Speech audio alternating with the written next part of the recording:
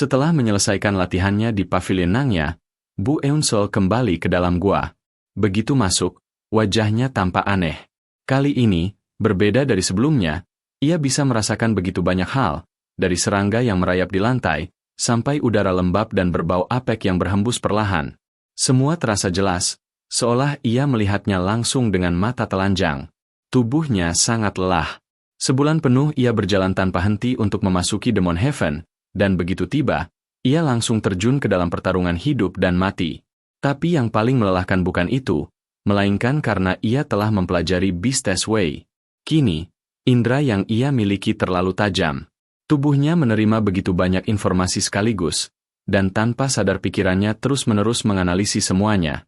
Bahkan saat hanya duduk diam, rasanya seperti sedang menulis dengan satu tangan sambil membaca dengan tangan lainnya.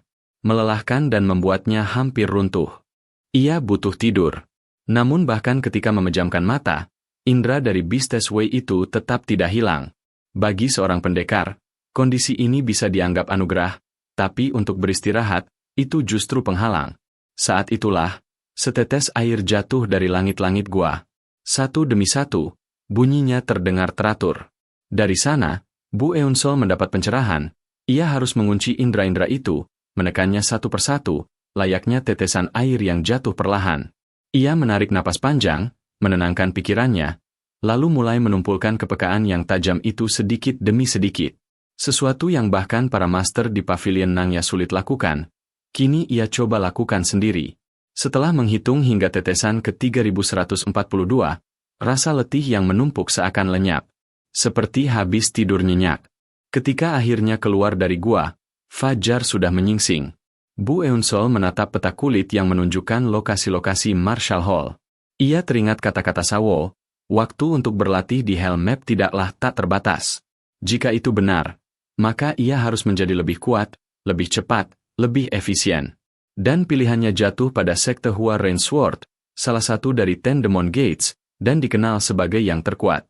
Bertahun-tahun lamanya, pedang dianggap milik sekte ortodoks, sementara golongan demonik lebih memilih saber, karena sifatnya liar dan penuh dominasi. Namun 700 tahun lalu, Jok Hwaun, sang Hua Rain Sword Emperor, muncul dan mengguncang dunia.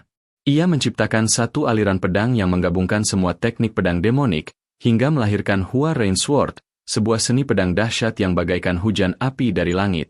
Mengikuti peta, Bu Eun-sol akhirnya sampai di hall sekte Hua Rain Sword. 5 bangunan berdiri, dengan lapangan latihan di tengahnya. Meski hanya dari kayu tua, dibandingkan gubuk Sawo, tempat ini tampak seperti istana. Suara riuh para murid terdengar dari dalam, tanda bahwa banyak kandidat Ten Demon Generals yang berkumpul di sana. Di depan gerbang, seorang penjaga berdiri dengan sorot mata tajam, jelas seorang ahli bela diri. Bu Eun-sol menyatakan maksudnya untuk belajar di sini. Penjaga itu kemudian menunjuk ke sebuah bangunan kecil di sebelah kiri, Beginner Hall. Saat masuk, Bu Eun-sol dikejutkan oleh sosok yang dikenalnya. Lelaki berbaju hitam yang dulu pernah ia lihat di kapal, ternyata seorang master dari Hua Rain Sword Sect. Namanya Jin Gaek, pengajar di Beginner Hall. Namun Jin Gaek memandangnya ragu. Baginya, datang terlambat setengah bulan untuk mempelajari seni pedang sekte ini sama saja dengan mustahil untuk mengejar ketertinggalan. Terlebih, Bu Eun-sol belum pernah berlatih pedang sama sekali. Bahkan ketika melihat caranya memegang pedang, jelas tidak ada jejak seorang pendekar pedang. Tapi Bu Eun-sol bersikeras. Ia tetap ingin belajar Hua Rain Sword, meski Jin Gaek berulang kali menyarankan agar ia pindah ke hall lain. Pada akhirnya, Jin Gaek menyerah dan mulai mengajarkan dasar Hua Rain 13 Forms. Sebuah gulungan besar terbuka, berisi diagram dan penjelasan tiap bentuk pedang. Bu Eun-sol mencoba menirunya, tapi gerakannya kaku, seperti langkah orang mabuk. Jin Gaek menghela napas panjang. Ia segera sadar, anak ini bahkan tidak tahu cara membaca diagram pedang, apalagi memahami penjelasan yang tertulis di sampingnya. Akhirnya Bu Eun-sol mengaku jujur, ia sama sekali belum pernah belajar seni bela diri. Jin Gaek sempat ingin mengusirnya, tapi melihat tekad menyala di matanya, ia tidak bisa. Ia pun mulai mengajarkan dari hal paling dasar, bagaimana melepaskan ketegangan di perut dan pinggang, bagaimana mengalirkan gerakan agar tidak kaku, dan seterusnya. Ini menjadi keberuntungan besar bagi Bu Eun-sol. Karena ia satu-satunya murid di Beginner Hall, Jinggaek tidak punya pilihan selain mengajarkan secara rinci, sesuatu yang tak akan pernah ia dapatkan jika belajar bersama para kandidat lain. Hanya dalam 4 hari, berkat bimbingan itu, Bu Eun-sol sudah mampu menjalankan seluruh bentuk Hua Rain Thirteen Forms, meski masih lambat. Jinggaek pun memberinya ujian, membayangkan musuh nyata di hadapannya dan mengaplikasikan semua gerakan seolah dalam pertempuran. Awalnya gerakan Bu Eun-sol terlalu datar, tapi saat ia benar-benar memejamkan mata dan memusatkan pikiran, sosok gelap yang menghantui ingatannya muncul. Bayangan orang yang telah membuat kakeknya tewas.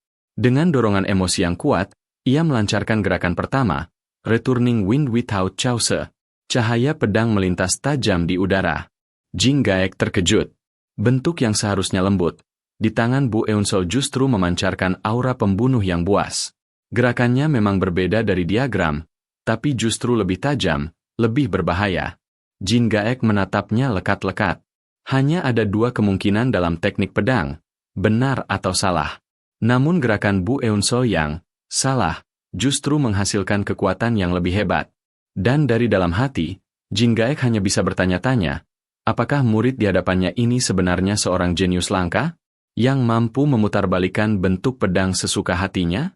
Mengubah gerakan pertama dari sebuah seni pedang yang diwariskan turun-temurun bukanlah hal yang bisa dilakukan sembarangan. Itu hanya mungkin dilakukan oleh para master legendaris dari generasi pertama. Jadi, jika Bu Eun-sol benar-benar sengaja mengubah gerakan seni pedang yang baru saja ia pelajari, itu berarti dia seorang jenius pedang, setara dengan pendiri sekte Hua Rain Sword, Jok Hwaun. Jingga sempat terlintas pikiran aneh, apa mungkin semua ini karena Bu Eun-sol mempelajari Beast's Way? Namun ia segera menggeleng. Itu mustahil. Bahkan seorang jenius terbesar di dunia tidak mungkin menguasai Beast's Way hanya dalam setengah bulan. Ia tidak tahu, Bu Eun-sol bukan hanya memiliki pemahaman mendalam tentang anatomi manusia, tapi juga ketekunan yang luar biasa mengerikan. Sementara itu, ayunan pedang Bu Eun-sol semakin tajam. Bahkan ketika ia menarik pedang kembali, ujungnya melengkung seolah berubah menjadi gerakan membunuh. Bentuk yang seharusnya halus berubah menjadi serangan brutal. Semakin ia mengulanginya, semakin jelas rasanya. Seperti seekor serigala liar yang dulu hanya tahu menggigit dan mencakar, kini beradaptasi menggunakan teknik halus yang diajarkan manusia. Ia mulai merasakan indera dari Beast's Way perlahan menyatu dengan jalur pedang Hua Rain. Namun, ia tahu betul, mengubah seni pedang yang diwariskan turun-temurun tidak akan pernah diterima. Karena itu, ia menahan sebisa mungkin dorongan dari Beast's Way dan melanjutkan bentuk-bentuknya. Tapi begitu sampai pada bentuk ke-6, sebuah bayangan hitam muncul di hadapannya. Itu adalah sosok binatang yang telah membunuh kakeknya. Seketika, aura haus darah terpancar dari matanya. Ia pun melancarkan bentuk ke-7, Bon Jasahe. Gerakan yang seharusnya mulus berubah menjadi sambaran petir yang merobek udara. Tapi bayangan itu menghindarinya dengan mudah. Bu Eun-sol langsung menyadari musuh itu kuat. Tebasan yang dikeluarkannya begitu bersih, seolah-olah dipotong kaca. Lawannya menggunakan kelenturan ekstrim sebagai dasar untuk menghasilkan pedang cepat yang mematikan. Tiba-tiba, bayangan hitam itu membalas dengan tebasan cepat. Bu Eun-sol memutar tubuhnya seperti gasing, pedang lawan hanya menggores dahinya. Ia mencoba melawan dengan bentuk ke-8, Tong Chon Samjon. Namun bentuk itu terlalu halus, terlalu lembut, tidak cocok untuk serangan balik. Tanpa sadar, ia memutar pergelangan tangannya, dan pedangnya berputar liar, lalu menembus sisi bayangan itu dengan kecepatan kilat. Bayangan itu hanya tertawa rendah, lalu membubarkan serangannya dengan satu putaran ringan. Setelah itu, ia menurunkan pedangnya ke bawah lalu menyabetkannya ke atas. Itu adalah bentuk pedang yang sama yang dulu memotong lengan kakeknya dengan kejam. Naluri mengambil alih. Bu Eun-sol langsung mengeluarkan 5 bentuk terakhir dari Hua Rain Thirteen sekaligus. Gerakan pedang itu berpadu, menabrak serangan bayangan. Namun arus energi pedang dari lawan melingkar seperti naga, merobek bentuk-bentuknya, lalu membelit lengan Bu Eun-sol. Seketika, pedangnya terlepas dan bayangan hitam itu menghilang seperti kabut. Keheningan menyelimuti ruangan. Jingga menatap lama, lalu akhirnya menghela napas kagum. Konsentrasi anak itu benar-benar luar biasa. Ia tahu, Bu Eun-sol baru saja bertarung habis-habisan dengan musuh dalam bayangannya sendiri, dan kalah. Namun bagi Jingga, itu sudah cukup. Ia menyatakan Bu Eun-sol lulus. Bu Eun-sol menunduk, merasa tidak pantas karena ia gagal. Tapi Jingga hanya tersenyum tipis. Hua Rein Tirteen memang bukan seni pedang untuk pertempuran nyata. Itu hanyalah pondasi. Yang dinilai di beginner hall hanyalah pemahaman, apakah seorang murid bisa menjalankannya dalam kondisi nyata. Dan Bu Eun-sol melakukannya dengan sempurna. Jingga menepuk pundaknya. Ia bahkan menawarkan agar Bu Eun-sol langsung naik ke intermediate hall.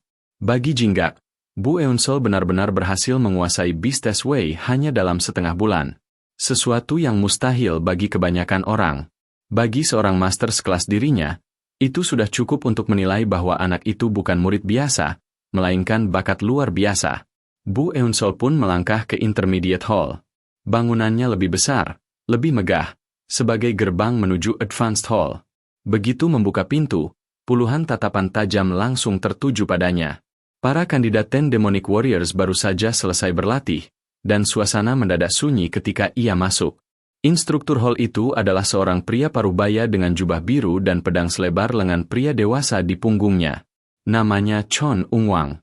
Bu Eun-sol memperkenalkan diri, menyebut bahwa ia baru saja lulus dari beginner hall. Chon Ung-wang sempat terdiam heran. Biasanya, murid hanya butuh sehari 2 hari untuk melewati beginner hall. Sementara Bu Eun-sol baru datang setelah 20 hari. Ia sempat mencibir, mengira anak itu hanya buang-buang waktu di tempat itu.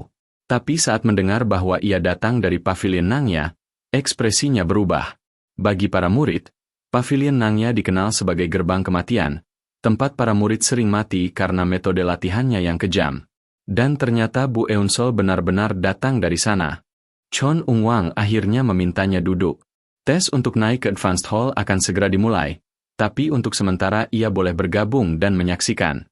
Suara tawa mengejek terdengar dari para murid. Mereka mengenal Bu Eun-sol sebagai orang yang pernah pingsan di kapal. Bagi mereka, Bu Eun-sol hanyalah bahan olok-olok. Tapi tatapan Bu Eun-sol tidak bergeming. Ia hanya melihat mereka dengan rasa kasihan. Baginya, orang yang hanya bisa membuktikan diri dengan merendahkan orang lain bukanlah hal baru. Tak lama, tes pun dimulai. Chon Ung-wang menjelaskan, ini bukan pertarungan untuk menang atau kalah, melainkan untuk mengukur seberapa terampil mereka menggunakan pedang. Karena itulah mereka belajar Hua Wu Thunder Splitting Sword, seni pedang cepat yang berbahaya jika tidak dikuasai dengan baik. Instruktur itu juga menegaskan, seni pedang yang mereka pelajari sejauh ini hanyalah dasar, bukan true Hua Rain Sword. Dan untuk menguasai pedang sejati, lengan mereka harus benar-benar menjadi pedang itu sendiri.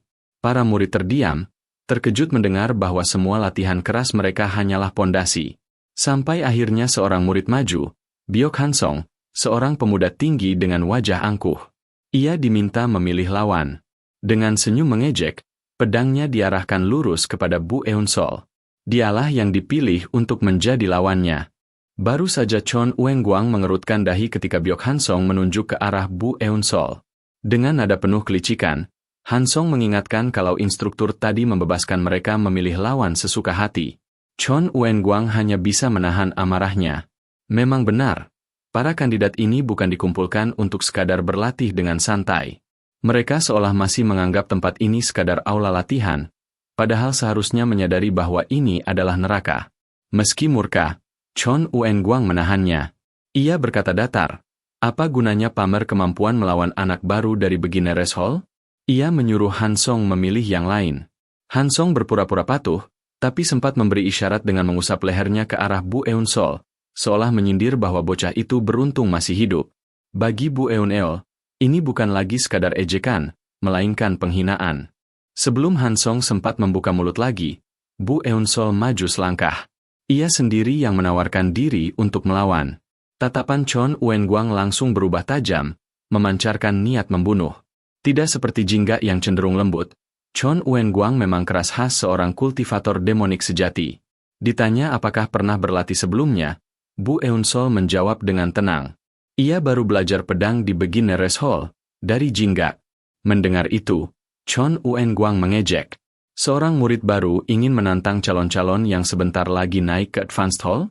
Tapi jawaban Bu Eun-sol sederhana, dengan bertarung, ia bisa belajar lebih cepat. Chon Ung-wang menyangka bocah ini hanya sedang mempertahankan harga diri yang terluka. Ia tersenyum mengejek, menganggap Bu Eun-sol tak sadar batas kemampuannya. Namun ia tetap mengizinkan. Katanya, biarlah ini jadi pelajaran bagi semua orang. Bu Eun-sol mengambil pedang kayu tanpa sepatah kata. Han Song justru semakin puas. Ia menganggap ini kesempatan emas untuk menunjukkan dirinya di depan instruktur. Pertarungan dimulai dengan cepat. Han Song langsung meluncurkan gerakan awal dari Hua Lightning Sword. Pedang kayunya menyambar ke arah dahi Bu Eun-sol. Namun, dengan gerakan ringan, Bu Eun-sol memiringkan tubuhnya. Tebasan itu hanya membelah udara kosong. Han Song tidak terkejut.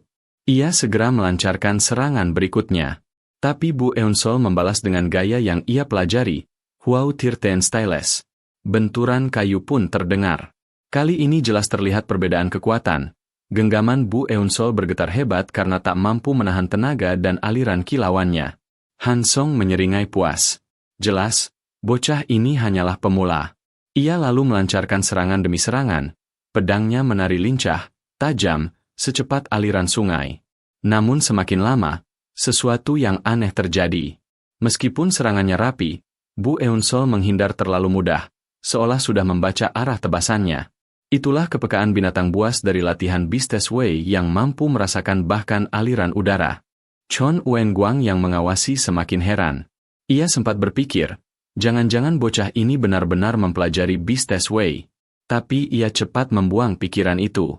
Mana mungkin teknik yang bahkan para veteran tempur sulit kuasai bisa dipelajari dalam setengah bulan saja? Ia lalu memperingatkan Bu Eun-sol. Jika hanya menghindar, itu tak bisa disebut evaluasi. Duel pedang seharusnya diukur dengan benturan teknik, bukan refleks semata. Mendengar itu, Bu Eun-sol mengangkat pedangnya dengan tenang. Lalu, semua mata terbelalak. Ia mulai menampilkan Hwao Tirten Styleless yang sederhana. Padahal semua orang tahu, jurus ini hanya dasar belaka, lambat dan dangkal, nyaris tak berguna di pertempuran nyata. Han Song bahkan sempat menertawakan. Tapi begitu pedang itu bergerak, ada sesuatu yang berbeda. Ujung pedang bergetar sekali lagi, lalu melintas dekat kepalanya. Sebuah hawa dingin merayap di dada Han Song. Gerakan sederhana itu berubah jadi serangan mematikan. Han Song terpaksa menangkis. Benturan kayu terdengar, mengejutkan para murid yang menonton. Bagaimana mungkin seseorang bisa melawan hanya dengan jurus dasar? Tapi itu kenyataannya. Bentuk luarnya memang Tirten Styleless, namun setiap gerakan disusupi ketajaman dan niat membunuh. Pedang itu bukan lagi sekadar latihan, melainkan gigi serigala yang menyamar sebagai anak anjing. Han Song marah besar. Ia merasa dipermainkan. Ia yakin Bu Eun-sol sengaja memelintir jurus dasar itu untuk mempermalukannya. Dengan geram, ia mengeluarkan kartu trufnya, jurus khas Asura Sword Sect. Tebasannya berubah kacau, cepat, menusuk ke titik-titik vital Bu Eun-sol. Bu Eun-sol menghindar sebisanya dengan insting Beast's Way. Tapi tetap saja, tubuhnya tergores. Jika itu pedang baja sungguhan, ia pasti sudah berdarah-darah. Namun meski terpojok, keseimbangannya tidak pernah benar-benar goyah. Chon Wen-guang yang memperhatikan akhirnya menyadari. Ya, ini memang Beast's Way. Gerakan tubuh yang halus, seimbang, seolah tubuh itu sendiri sudah menjadi teknik pamungkas. Sementara Han Song semakin kalap. Ia mendekat, menutup jarak, lalu mengeluarkan jurus pamungkas Violent Lightning Whirlwind. Serangan beruntun, membentuk lingkaran, menghujani Bu Eun-sol dari segala arah. Sorak kagum terdengar dari para murid. Jurus itu begitu hebat, bahkan bisa membuat Master Kawakan kerepotan. Tapi anehnya, meski dihujani serangan, Bu Eun-sol tetap tegak. Ia sengaja membiarkan dirinya ditekan, hanya untuk memancing lawannya semakin frustasi. Dan benar saja. Di tengah badai serangan itu, saat Han Song yakin akan menjatuhkan lawannya, pedang kayu Bu Eun-sol menembus ke arah dadanya. Tepat ke titik akupunturnya. Han Song terbelalak. Ia sempat bertanya, dengan suara terputus-putus, apa nama jurus itu? Bu Eun-sol menjawab datar. Itu adalah jurus ke-13 dari Hwao Tirten Styleless, Infinite Without End. Mata Han Song membelalak tak percaya. Tubuhnya pun roboh keras ke lantai. Chon Wen-guang mendekat, memeriksa nadinya. Detak itu telah berhenti. Han Song tewas seketika. Seisi aula terdiam. Sunyi mencekam menggantung di udara, Seakan tangan iblis tak terlihat telah mencekik tenggorokan semua orang di sana. Satu-satunya yang tetap tenang hanyalah Bu Eun Sol.